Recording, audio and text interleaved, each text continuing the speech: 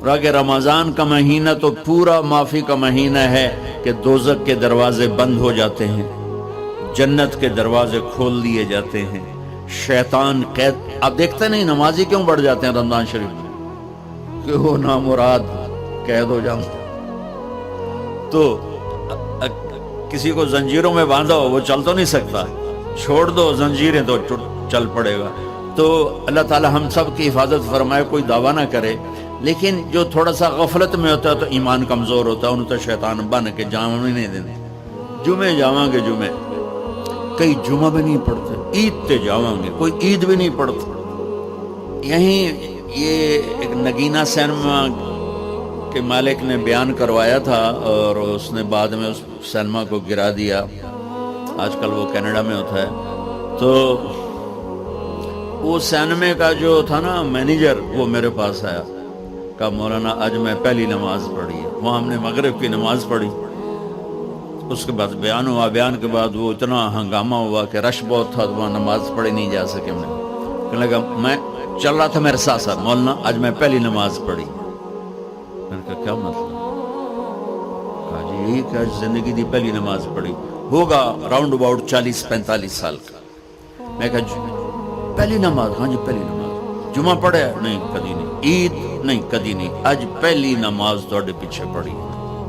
شیطان جب قید ہوتا ہے تو زنجیریں کھل جاتی ہیں تو نمازی بڑھنا شروع ہو جاتا ہے. اس کے بعد جو گھٹتے ہیں نا تو شیطان کی وجہ سے نہیں، اپنی عادت اور سستی کی وجہ سے. پہلے 2-3 دن بڑا جوش ہوتا ہے، پھر اس کے بعد گھٹتے ادھے کو پھر نکل جاندے ہیں، ادھے رہ جاندے ہیں. تو تراویح میں بھی پہلے پوری مسجد بھرے گی، پھر ایک صف جائے گی، پھر دوسری جائے گی، پھر تیسری جائے گی. تو بھائیو یہ رمضان آ رہا ہے. دیکھو میں ہاتھ جوڑتا ہوں، نماز 5 وقت سارا سال فرض ہے، لیکن روزے کی برکت سے کیا ہوتا ہے؟ شیطان قید ہو جاتا ہے تو وہ سارے بھاگے آ رہے ہوتے ہیں. اللہ سے مانگ لو اس رمضان میں کہ یا اللہ ایسی توفیق دے کہ موت تک نماز نہ چھوٹے. رمضان میں بہت سے لوگ رشوت لینا چھوڑ دیتے ہیں کہ نہیں جی ہوں رمضان شریف آ گیا. رمضان شریف بھی تو آیا ہے، لیکن اصل میں شیطان قید ہوا ہے تو اب کہہ رہا نہیں ہوں رشوت نہیں لینی، مہینے بعد لواں گے. ڈنڈی مارنے والا کہتا ہے نہیں صحیح تولنا ہے، پھر رمضان تو بعد کٹھی کسر کر لواں گے. وہ کیا وجہ ہے پیچھے؟ ایک تو رمضان کی برکات ہیں، اور ایک شیطان کا قید ہونا ہے، اور ایک جنت کے دروازوں کا کھل جانا، دوزخ کے دروازوں کا بند ہونا، اللہ کے عرش کا پہلے آسمان پہ مستقل ڈیرا ڈال دینا، اور پھر اعلان کرنا ہے کوئی بخشش آنے والا ہے، کوئی معافی مانگنے والا ہے، کوئی توبہ کرنے والا ہے، کوئی جنت مانگنے والا ہے، کوئی دنیا مانگنے والا. آؤ مانگو. اور ایک فرشتہ اعلان کرتا ہے اے بھلائی کے چاہنے والے شاباش آگے بڑھ. اور دوسرا فرشتہ اعلان کرتا ہے اے برائی کے کرنے والے بس کر اور واپس آ جا، بس کر اور واپس آ جا. رمضان کا مطلب ہے جل جانا. رمضان کے لفظ کا مطلب ہے جل جانا. جلنے کا مطلب کیوں ہے اس میں؟ کہ رمضان میں اللہ سارے گناہوں سے اپنے بندوں کو پاک کر دیتا ہے اور ان کے گناہوں کو جلا دیتا ہے، جس سے وہ پاک ہو کر سونا آگ میں جل کے خالص ہو کے باہر آتا ہے. روزہ رکھنے والا بھوک کی آگ میں جل کے خالص ہو کے باہر آ جاتا ہے. اللہ اس کے سارے گناہ معاف فرماتا ہے.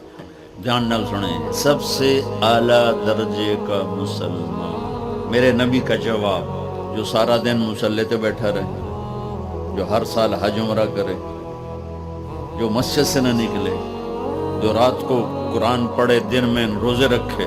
نہیں، سنو غور سے سنو. من سلم المسلمون لسانہ و یدہ، سب سے اعلیٰ درجے کا مسلمان جو ہاتھ اور زبان سے کسی کو تکلیف نہ پہنچائے، وہ سب سے اعلیٰ درجے کا مسلمان ہے. میرے نبی سے ایک صحابی نے پوچھا یا رسول اللہ، ہمارے محلے میں ایک خاتون رہتی ہے، رات کو تہجد پڑھتی ہے، دن میں روزے رکھتی ہے، پر اس کی زبان بہت سخت ہے، بہت بےزتی کرتی. ہم نے کہا جہنم میں جائے گی.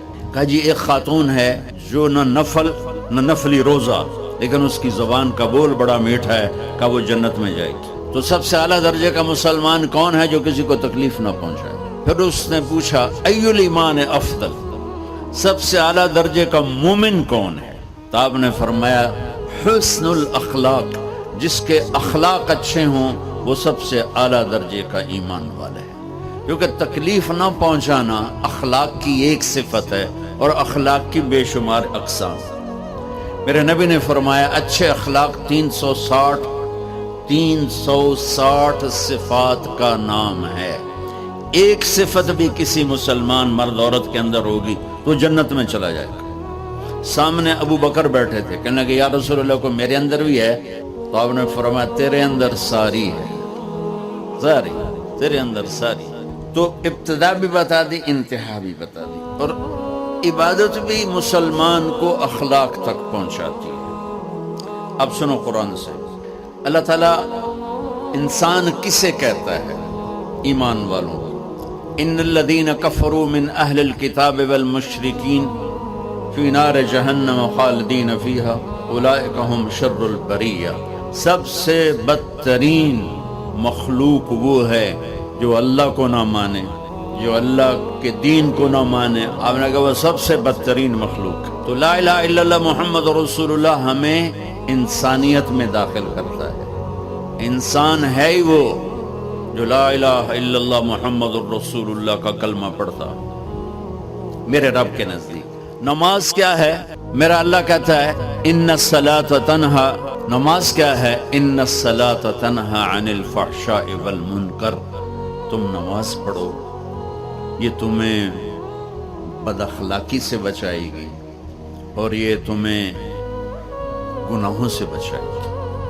تو نماز بھی انسان کو اخلاق تک لے جا رہی، فحاشی سے بچائے گی، گناہوں سے بچائے گی، اخلاق کی طرف سفر۔ روزہ کس لیے ہے؟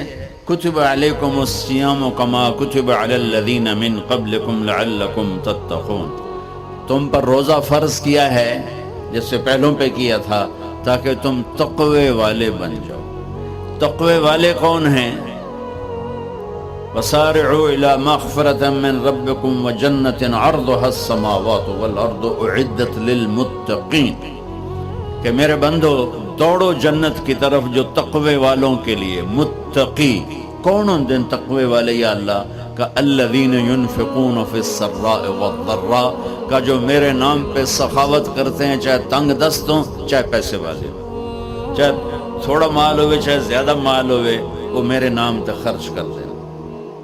الکاظمین الغیظ، جو غصے کو پی جاتے ہیں، والعافین عن الناس، اور جو لوگوں کو معاف کر دیتے ہیں۔ اللہ تعالیٰ کہہ رہا ہے یہ تقوی والے ہیں۔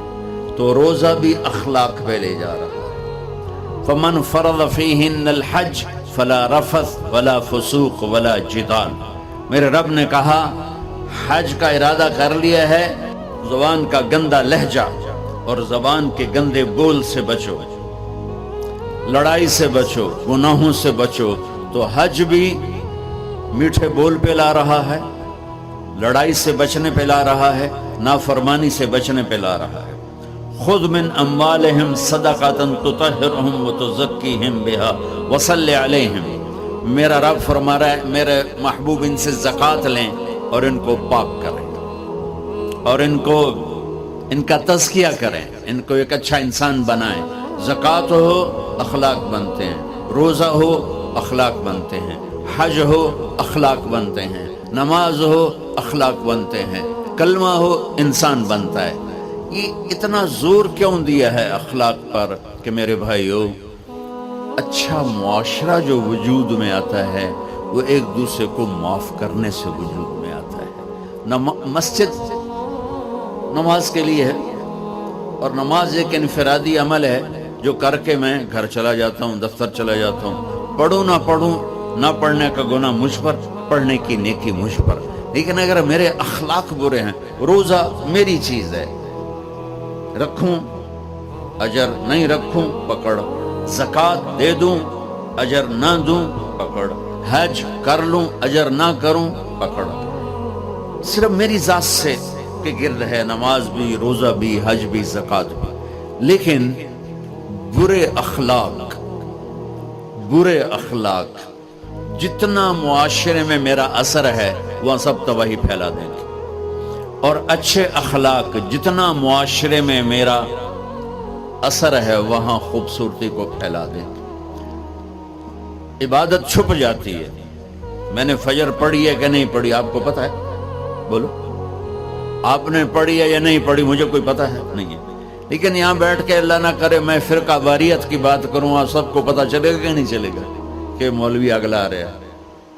اور یہاں بیٹھ کے میں محبت کی بات کروں تو آپ کو پتہ چلے گا کہ نہیں چلے گا کہ یہ محمد مصطفیٰ صلی اللہ علیہ وسلم والے اخلاق بتا رہا ہے.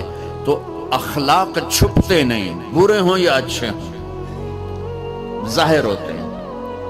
اور سب سے زیادہ اس آدمی کا خاندان، جس آدمی کو بدتمیزی کی عادت ہے وہ بیوی کے دل کو برباد کر دے گا، ماں باپ کے دل کو برباد کر دے گا، اولاد کو برباد کر دے گا، دوستوں کو، نوکروں کو برباد کر دے گا. اس کے نوکر سامنے کہیں گے میاں صاحب، شیخ صاحب، سیڑ صاحب، خان صاحب، اتھے جا کے گالی کڈن. اور جس کے اخلاق اچھے ہوتے ہیں وہ اپنے گھر کو خوبصورت بنا دیتا ہے، رشتوں کو خوبصورت بنا دیتا ہے، ملازموں کو خوبصورت بنا دیتا ہے، اپنے کاروبار کو، اپنی زندگی کو، ہر پہلو اس کا خوبصورت ہو جاتا ہے. اچھے اخلاق لباس کی طرح ہیں جو میرا ہر عیب چھپا لیتے ہیں، اور برے اخلاق ننگے آدمی کی طرح ہے جس کا ہر عیب سامنے آ جاتا ہے. اور اللہ کی رحمت اتنی طاقتور ہے کہ میرا رب فرماتا ہے، یہ تو میں نے 5 غلطیاں بتائی ہیں، لیکن میرا رب فرماتا ہے میرا بندہ میں تجھے عمر بھی دیتا ہوں، طاقت بھی دیتا ہوں، تو اتنے گناہ کر کے زمین فیصل آباد کی سے اٹھا کر آسمان کی چھت کو لگا دے. ساری دنیا گناہ گار ہو جائے نا تو آسمان کیا چاند تک بھی گناہ نہیں جا سکتا.